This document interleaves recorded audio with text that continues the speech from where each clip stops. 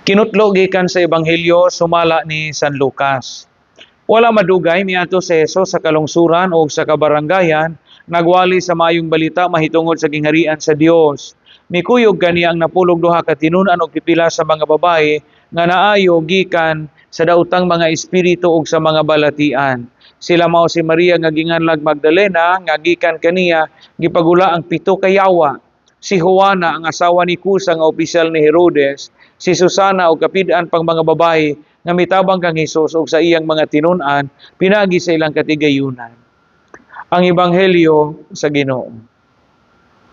Mga igsuon, makadasig ang Ebanghelyo karong adlawng Biyernes, September 20, labi na gayud ngadto sa mga kababayen-an. Sa kanhiyang panahon, ang mga babae gitan-aw nga secondary lang ang ilang role sa katilingban, no? Mao man na sa patriarchal society. Ang babae gitan-aw nga second class citizen sa kanhiyang panahon. Mao nga ang mga laki gyud, ang mga patriarchs, machismo culture maoy sentro. Pero kabantay mo, girevolutionize ni Jesus ang maong panglantaw, iyang giusab. Kaysa Ebanghelyo karon madungog nato nga mga babae mao mga collaborator sa Ginoong Hesukristo. Si Maria Magdalena, si Juana, si Susana ug uban pa mga kababayen-an, no? Na dinhi uban pa mga kababayen-an nga mitabang ni Hesus sa ilang mga katigayunan. Tinuod na. Bisan sa parokya dako papel ang mga babae, bisan sa mga manimbahay. Tanawa og magmisa ta Domingo ug laing adlaw, kinsa may daghang manimba mga babae. Kinsa may mga sakop kanunay sa mga religious organizations o sa mga pundok, mga babae. Legion of Mary, Confraternity of Our Lady of Lourdes, Catholic Women's League, uban pa mga religious organization, Holy Face of Jesus, Divine Mercy, mas daghan ang mga babae.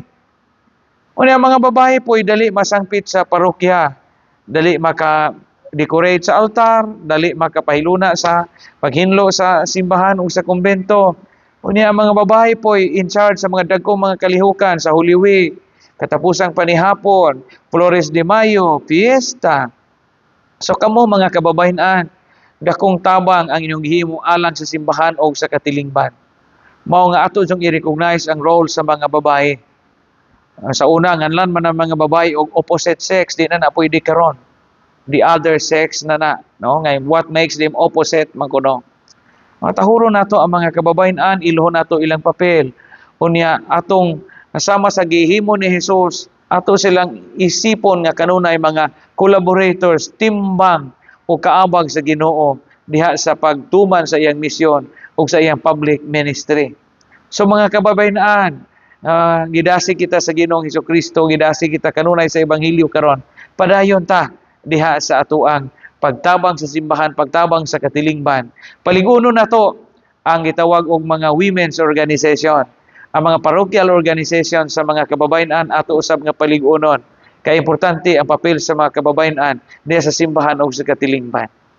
Ayaw mo kaikog mga kababayen-an pag-assert sa inyong role.